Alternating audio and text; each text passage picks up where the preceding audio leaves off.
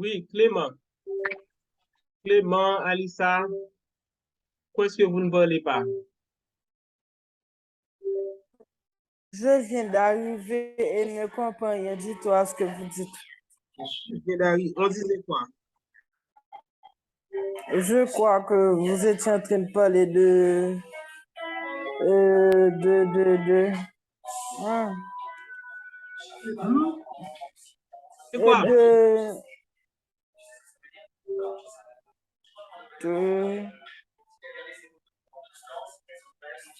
oui, système fermé, isolé. Bien sûr, mademoiselle, ça ne devrait pas être étrange pour toi, puisqu'on avait donné ces choses-là comme devoir de recherche. Donc, tu n'avais pas fait. Quand je suis arrivé dans ce cours, j'étais étonné de voir la question de recherche que mademoiselle Joydy a fait. Vous-même, vous ne les avez pas faites. Par exemple, Clément, Gloria, tu es là?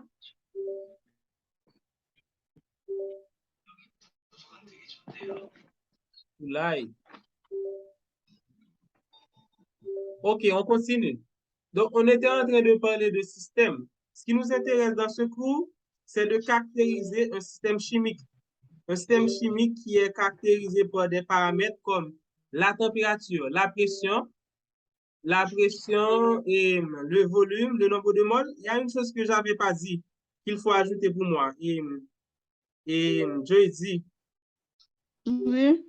je n'avais pas parlé de l'état. En fait, même quand je dis, je parle de l'état du système, dans l'état du système, il y a également son état. Bon, en tout cas, je vais préciser ça après. OK. Maintenant, revenons à un système isolé. Un système isolé, c'est un système qui n'échange ni d'énergie, ni de la matière avec son environnement. Il faut savoir que tel système, c'est un système hypothétique. Hypothétique signifie quoi?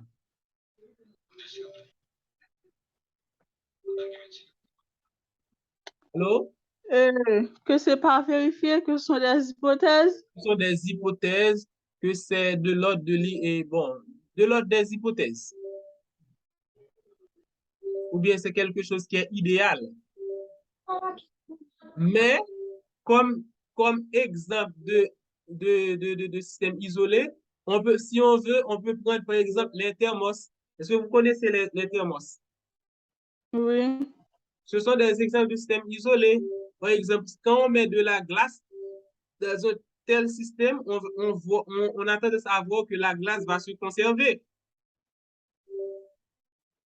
N'est-ce pas? Oui.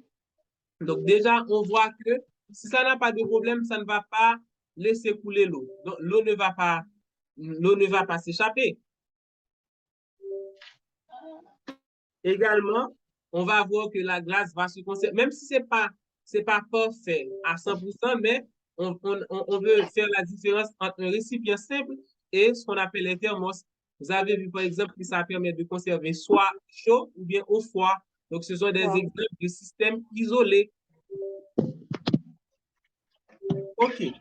Maintenant, on revient à notre équation chimique. On a un état initial.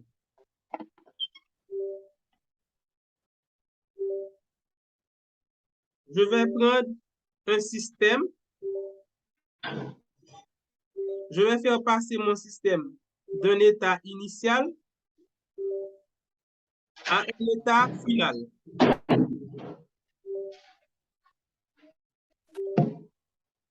J'aurai quoi dans mon système? Je vais mettre le dihydrogène, le dioxygène. Je vais dire que dans ce système-là, la pression est 2 atmosphères, le volume 5 litres, la température 20 degrés C. Vous êtes là?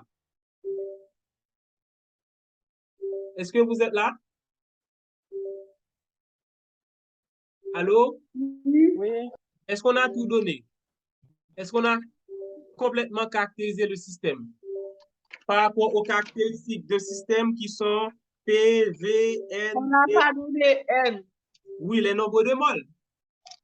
Maintenant, on a combien d'entités dans le système? 3 entités. Qui sont ces entités? Quelles sont ces entités? Non, non, non. C'est la Combien? même chose. Combien? Est-ce que paramètre et entité, c'est la même chose? Non. Je parle d'entité physique, de vrai qu'on peut voir, qu'on peut observer. N'oublie pas, ce que je fais là, c'est une boîte. On peut regarder à l'intérieur de la boîte avec ses yeux. Quand on regarde à l'intérieur de la boîte, est-ce qu'on pourra voir la pression? Non? Est-ce qu'on va voir le volume? Non. Bon, d'une certaine façon, Est-ce oui, que la mais pas. température? Est-ce qu'on va voir la température?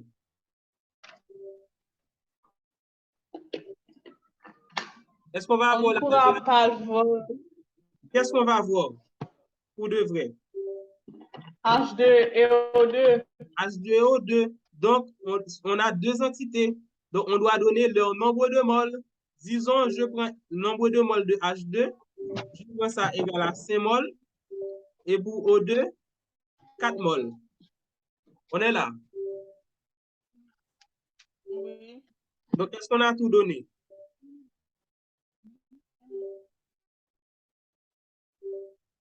Maintenant, on a tout donné.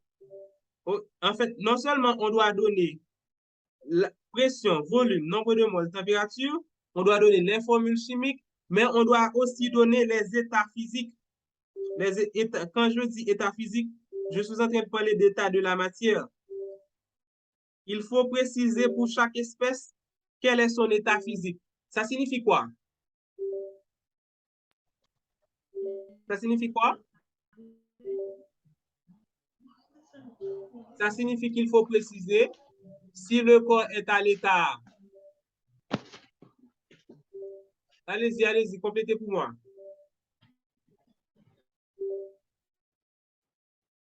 J'ai pas entendu. Et quand je dis état physique, qu'est-ce que ça signifie? Quand je dis qu'il faut donner l'état physique de chaque corps, ça signifie quoi? Allô? Ah, je ne sais pas. Allô? Est-ce que tu m'entends? Je ne vous entends pas très clairement. D'accord, je vais essayer d'arranger ça.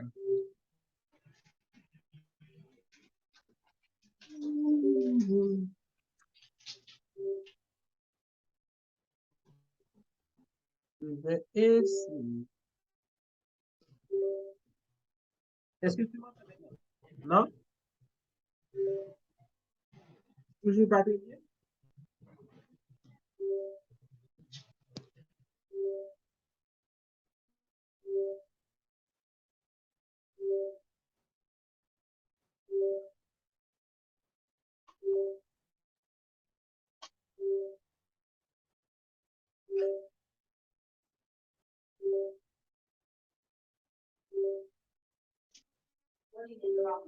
C'est là maintenant.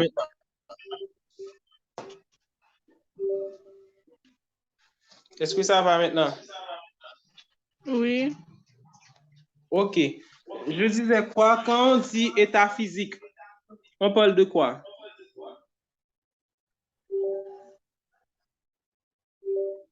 Vous ne connaissez pas les états physiques de la matière? Non? Solide, liquide, gazeux. Ah, Non seulement il faut préciser les formules chimiques, mais pour chaque espèce, il faut donner les états physiques.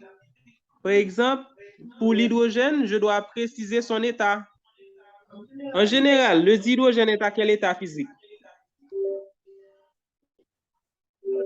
gazeux. Gazeux. Également pour l'oxygène. OK. Donc, on a complètement caractérisé notre état initial.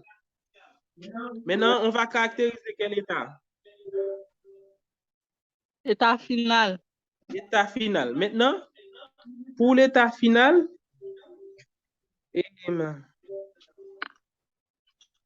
attendez, je vais effacer.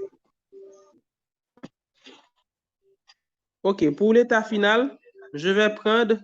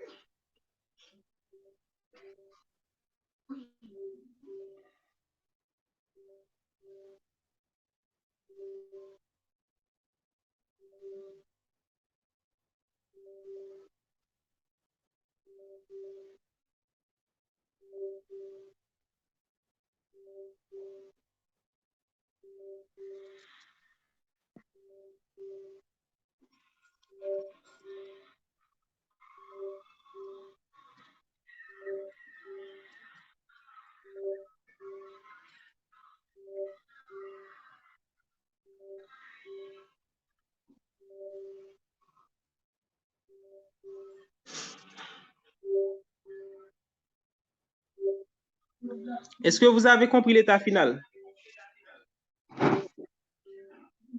Qu'est-ce que j'ai mis pour l'état final? On a quoi comme espèce?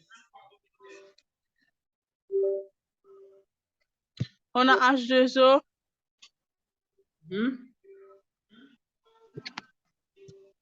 On a la pression qui est égale à combien? Et 2. Oui, 2 atmosphères. Le volume? 32. 3 litres. 3. 3 litres. La température? C'était 5 litres. Oui, avant c'était 5. La température? 100 degrés 100 degrés Celsius. OK. Maintenant, on a quelle espèce dans l'état final? On a H2O et O2. Et qu'est-ce qu'on constate encore? La température, non, la pression est constante. La pression est restée constante. Et la température? La température A augmenté. oui, Et le volume? a diminué. Il y a une autre chose qui est là, qui n'est plus là maintenant. C'est qui? H2. Et pour quelle raison d'après vous?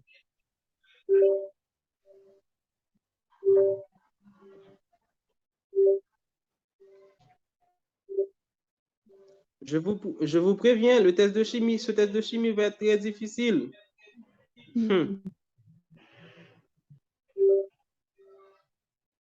Après, si va un test pour tout le monde faire 0. C'est 0 ça. C'est pour ça même, vrai, ou faut me battre. Il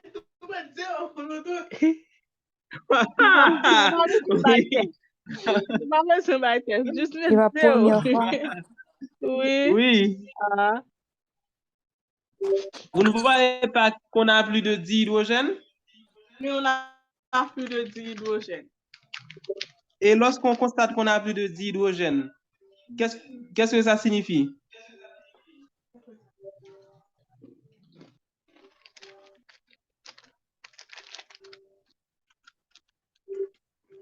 N'oubliez pas, est-ce que ça c'est une transformation chimique? En passant, est-ce que c'est une transformation chimique?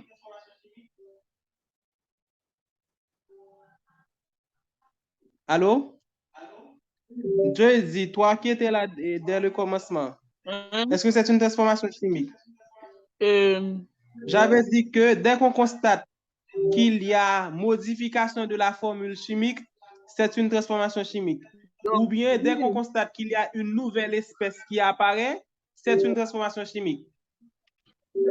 Est-ce que c'est une transformation chimique? Oui. Pour quelle raison? Parce qu'il y a plus d'H2, il y a H2O. Oui. Donc avant, on avait quoi? Et puis maintenant, c'est sous forme. Oui, dans l'état initial, on avait H2 et O2. Et ça a donné H2O. H2O. Vous connaissez cette équation? On l'écrit tout le temps. Pour l'équilibrer, on met 2 ici, 2 ici. N'est-ce pas? Oui. 2 moles pour 1 mol. Or, dans l'état initial, la personne a mis combien de moles pour chacun de ses constituants? Allons-y. On a mis combien de moles de H2?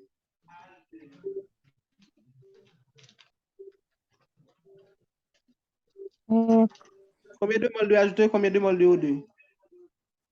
5 moles de 4 moles de Est-ce que cette personne a respecté les proportions?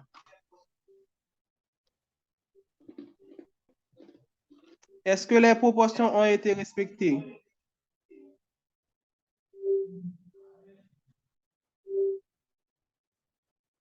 Gloria, Ok. est-ce que tu comprends la question que je viens de poser? Non. Moi, demandé, est-ce que moun qui mettait 5 mol pour 4 mol, est-ce qu'elle respecte proportion? Qui ça proportion? D'après l'équation équilibrée, en proportion, c'est 2 pour 1. Tu es là?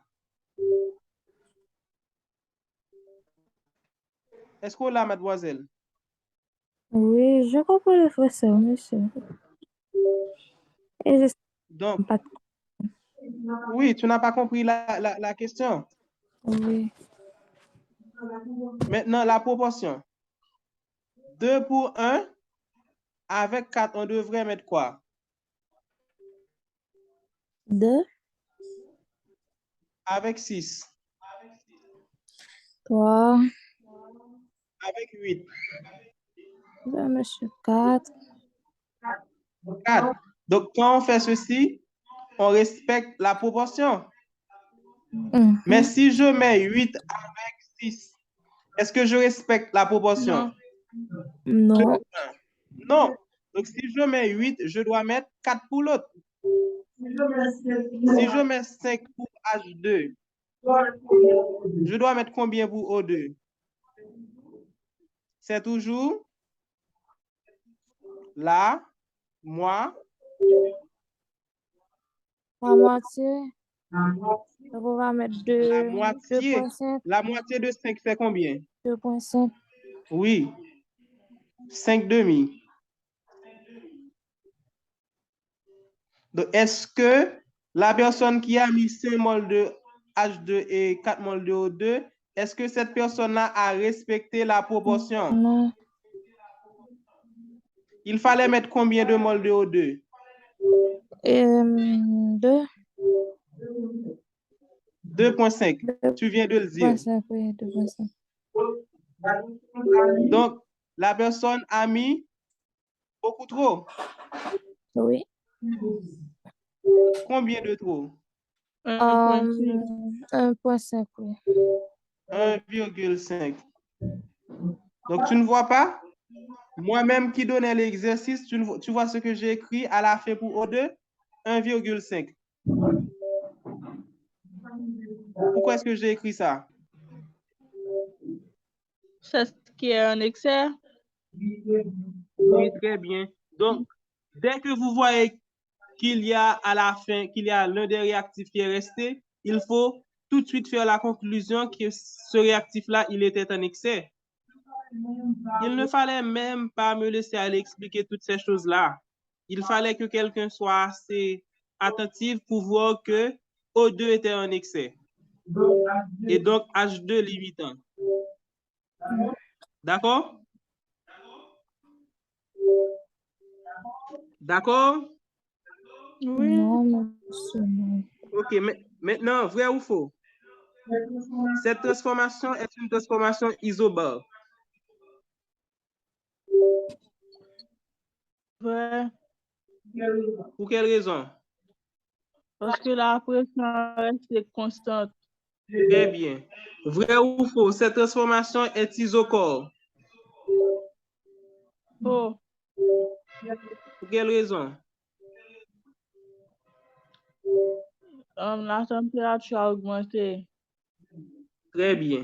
Ok, maintenant, quand le volume alors, oh, j'ai dit isocore. Isocore, ça a rapport au volume. Ah oui, le volume. A diminué. Si c'était pour Le la volume température, a on allait dire diminué quoi? vraiment, oui. Si c'était pour la C'est quand la température, on allait température dire quoi? isotherme. Oui, c'est quand la température ne change pas. Donc, tu vois, le test ne va pas être aussi difficile. Envoyez le Ok. cours, monsieur. Comment? Envoyez le cours après. Parce que j'ai pas suivi Quel cours? l'information. Ce cours-là? Les vidéos alors? Oui.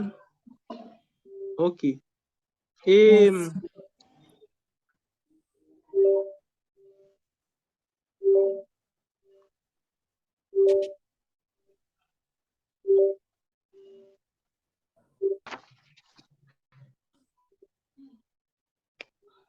OK. Monsieur, il y aura un autre cours après ça? Non? OK. D'accord. De toute façon, je ne connais pas l'OR.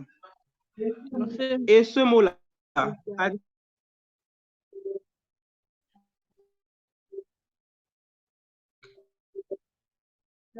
va faire une recherche. adiabatique, c'est une transformation qui se fait sans échange d'énergie et de matière.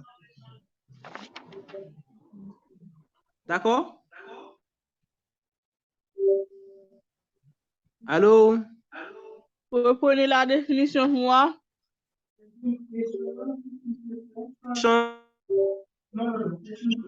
Non, c'est une transformation qui se fait sans échange d'énergie et de matière. Donc, ça se fait de façon isolée.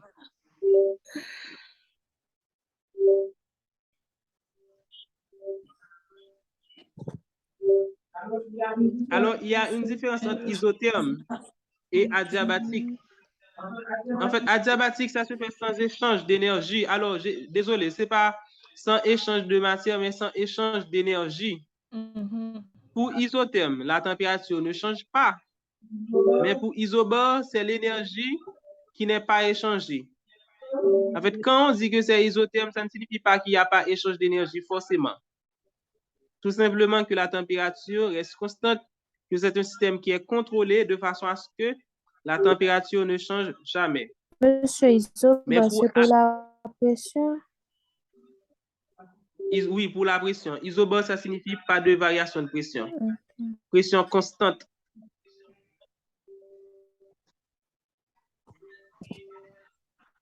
Dès qu'on dit iso, ça signifie même. Donc, isobare, même pression. Bar est relatif à pression. OK. Est-ce que vous vous souvenez de cette équation-là, l'équation d'état des gaz parfaits? PV, T sur RT. Qui? PV égale nRT.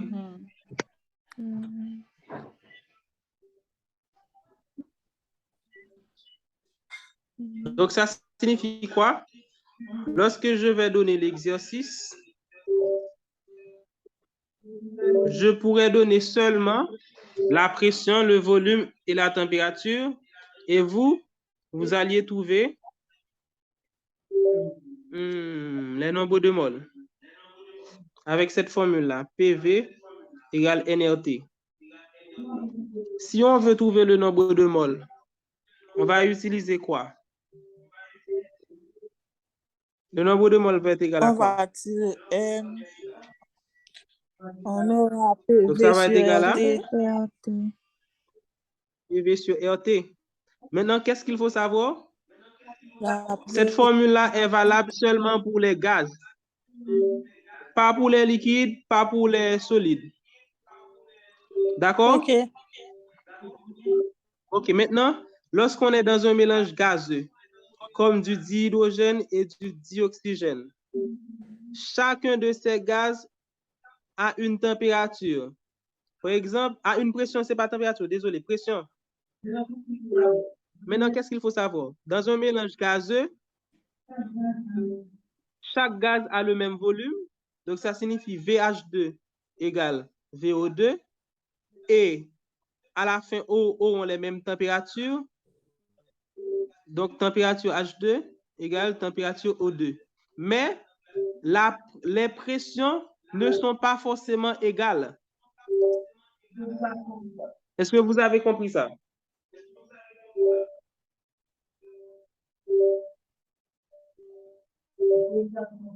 Est-ce que vous avez compris ça? Oui.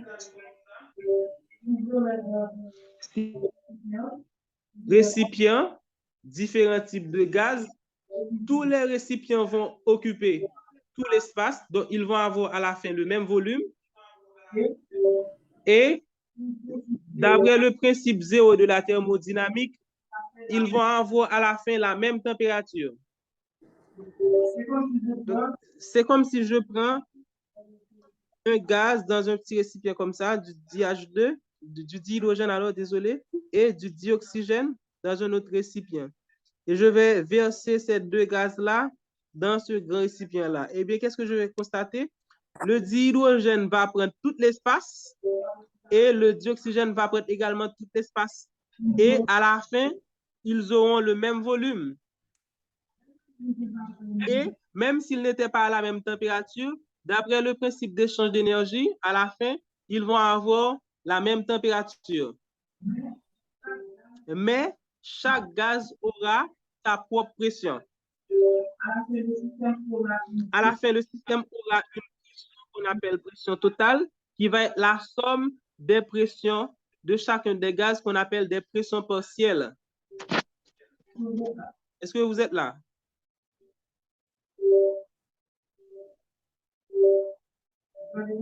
Vous avez compris?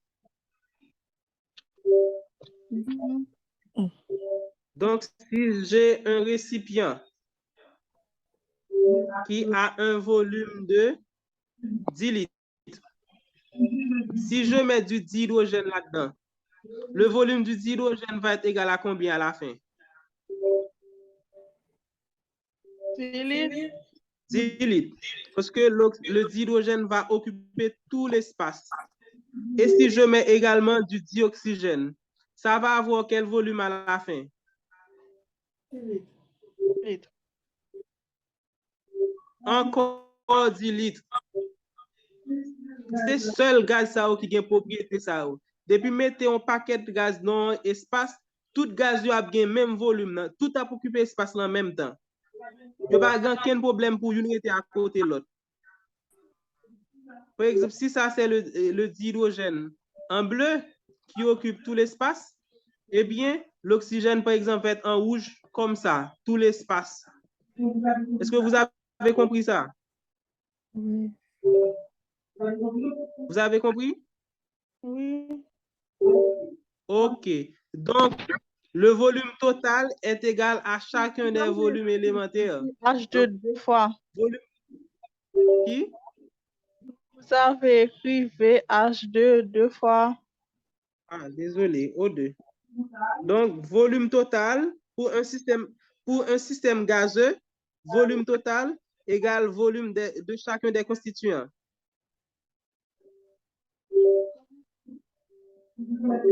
Donc, si je mets un troisième gaz là-dedans, il aura toujours le même volume que le volume total.